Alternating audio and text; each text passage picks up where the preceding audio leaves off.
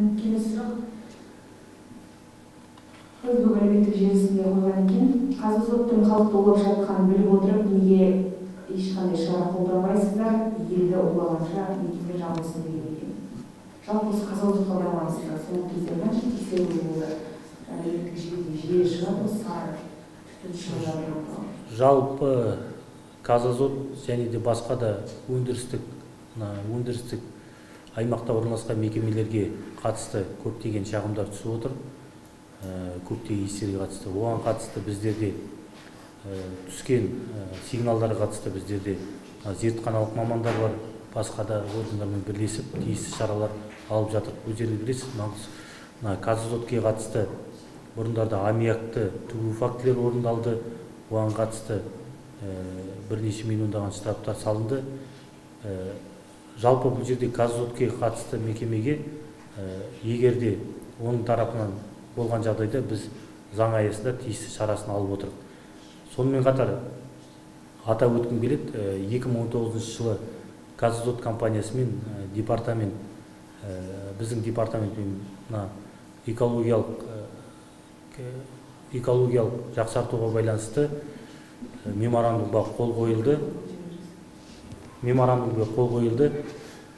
Қазіргі кезде ол жерде бір қатар шаралар қарастырылған. Олардың біршама жасалып, қазіргі кезде бейтараптандыру және буландыру бойынша жаңа қондырғының құрылысы басталды. Ол Қазазот компаниясы шығатын лас суларды 15-20%-ға төмендетеді және де рециклинг қайта пайдалануды көбейтеді. Ол бойынша жаңа құрылыс жұмыстары жүріп жатыр. Наурыз айында іске қосылуы күтілуде. Ол жаңа аталған шаралардың іске асуымен экологиялық тұрғыда оң нәтиже беретін сөзсіз деп айтқым келеді. Рахмет жауабыңызға. Келесі сұрақ. Ақтау қаласының экологиясына қатты әсер беретін екі бақ бар. Ол ботаникалық бақ және ақбота. Екеуі де қараусызды. Керісінше ол жерлерді застройщиктерге береді деген ақпарат бар. Сол дұрыс па, әлде бұрыс па дейді. Ботаникалық сатқа қатысты жалпы жер учаскесін беру мәселесі нақты департамент құзырына жатпайды, оны атап өткім келеді. Ботаникалық сат өздеріңіз білесіздер, ауыл шаруашылық министрлігінің құрылымына жатады. Ол бағытта кезінде бір учаскесі берілгендігі бәрімізге бір тиісті участок беру жағы қазіргі кезде құрылыс жұмыстары жүріп жатыр. Жалпы ботаникалық сат өз дәрежесінде жұмысын атқаруда. Сонымен қатар қазіргі сұраққа байланысты атап өткім келеді. Жеке ГЧП бойынша қазіргі кезде облыс әкімдікпен бірлесіп ГЧП құрылуда. Осының аясында қаланың 20-27 жылдар аралығында көгалдандыру жұмыстары қолға алынды. Біздің ақпараттар бойынша ботаникалық сат қазіргі кезде осы облыс қала шеңберінде көгалдандыру жұмыстарын жүргізіп жатыр.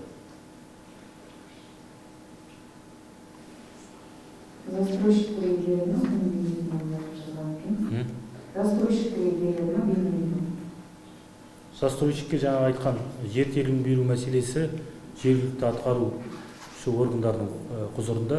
Сондықтан да біз қазір нақтылайық, қосымша хабарын береміз. Келесі сұраққа кезек берсек.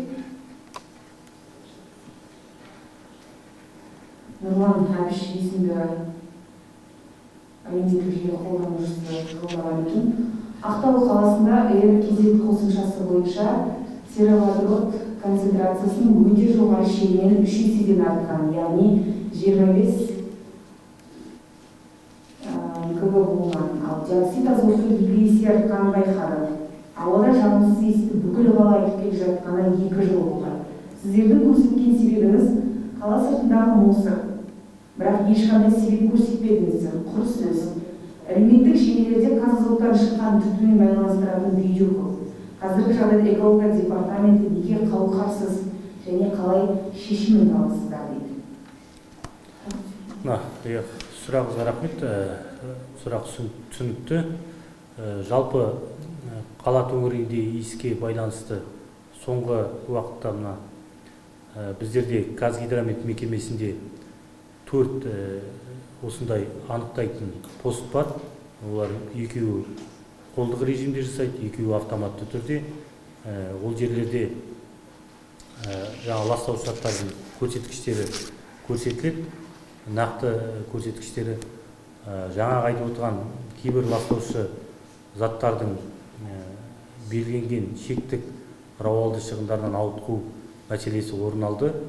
Оған қатысты біз әр факті бойынша зертхана талдамалық лаборатория мамандары бар, және де инспектор мамандармен бірлесіп тиісті дәрежеде талдау, өлшеу жұмыстарын жүргіземіз. Соңғы шыққан иіске қатысты өндірістік аймақтарында, соның ішінде Каспий битумның санитарлық қорғаныш аймағынан шыққандығы анықталды. Кейбір көмірсутегі, тағы да басқа ластауыш заттардың белгіленген көрсеткіштен ауытқуы. Оған қатысты қазіргі кезде біз жоспарлы түрде тексеріс аясында шарасын алатын боламыз. Жалпы әр шыққан мынандай ластауыш фактілерге қатысты біздің департамент тарапынан қараусыз қалмайды. Ол бойынша нақты шешімін қарап, заң аясында шарасын қолданып отырмыз. Келесі сұрақ, сіздер департаментіңізде сенім телефоны бар ма? Біздерде сенім телефоны бар. Сонымен қатар біз әлеуметтік желіде де бармыз. Ол Facebook, Instagram әлеуметтік желісінде біздің департаменттің парақшалары бар. Сол жерлерде біздің контакт нөмірлеріміз көрсетілген. Егер де қатысты заң бұзушылыққа қатысты басқа да экологиялық тұрғыда ұсыныстар болса, сол парақшаға жолдауларыңызды сұраймыз. Бүгінгі алаңды пайдалана отырып тағы да айтқым келеді. Келесі сұрақ, Жаңаөзен қаласы бойынша айыппұл салынды ма және қандай шара қолданылды? Жаңаөзен қаласы. Жаңаөзен қаласында жаңа айттым, 39 орынның стихиялық қалдықтарға қатысты. Жалпы облыс бойынша 103 жаңа стихиялық қалдықтар орын анықталса, оның 38-і Жаңаөзен қаласына тиесілі. Былтырғы өткен жылы тек қана Жаңаөзен қаласы әкімдігі 38 қалдықтың тек 3-ін ғана тазалаған. Ол жаңа облыстық көрсеткішке кері әсерін тигізіп отыр. Яғни әкімдіктің жауапты қызметкерлері осыған немқұрайлы қарап отыр деп біз білеміз. Соған байланысты біздер қазіргі кезде жауапты тұлғаларға қатысты әкімшілік жауапкершілікті шешу мәселесін қарастырып жатыр. Яғни құқық қорғау органдармен бірлесіп жақын арада жауапкершілік қарайтын боламыз. Жалпы былтырғы жылы 7 осындай лауазым тұлғаларға қатысты әкімшілік іс қаралды. Қандай? Әкімшілік іс. 7 лауазым тұлға әкімдікке қатысты. 2 әкімдіктің лауазым тұлғалары. Ол жерде жаңа аудандық әкімдіктер бар, ауылдың әкімдіктері бар. Стихиялық қалдықтарды жол берген үшін және уақытылы тазаламаған үшін. Келесі сұрақ, шетпедегі қиыршық тас бойынша қандай мекемелерге айыппұл салынды? Стихиялық қалдықтар жаңа айттым ғой, шетпедегі ол дейтін жалпы 10-15 жылдан бері көтеріліп келе жатқан мәселе. Мына мекемелер сол аймақта қиыршық тасты өндірумен айналысатын карьерлер мекемелері өз жұмыстарына жауапсыздықпен қарау салдарынан осындай заң бұзушылықтар алынып отыр. Жалпы 9 мекемеге қатысты 30 миллионға жуық болса, 3 жылдың ішінде айыппұлдар салынды. 3 мекеменің тасу уату қондырғыларының сот шешімімен жұмысы тоқтатылды. Қазіргі кезде де өздеріңіз білесіздер, облыс әкімдігінің бірлесіп тиісті рейдтік шаралар жүргізілді, тиісті тапсырмалар да берілді, және арнайы көшпелі түрде сол жерге барып, уәкілетті органмен ол мәселені бірлесіп қарадық, сол жердің жұртшылығымен де кездестік. Мәселені жалпы ол жерде тек қана экологиялық мәселе емес, жаңа өзімнің баяндамада айтып өткендей, бұл мәселені кешенді түрде қарауымыз керек. Яғни ол жерде тасты уату кезінде, тасымалдау кезі мәселесі бар. Және де мына жарылыс мәселесі. Сондықтан да жаңа уәкілетті органдарға жару кезінде тиісті рұқсат берерде желдің бағытын және жарылыс заттардың қуаттылығын ескеруді сұрап ұсыныстар жібердік.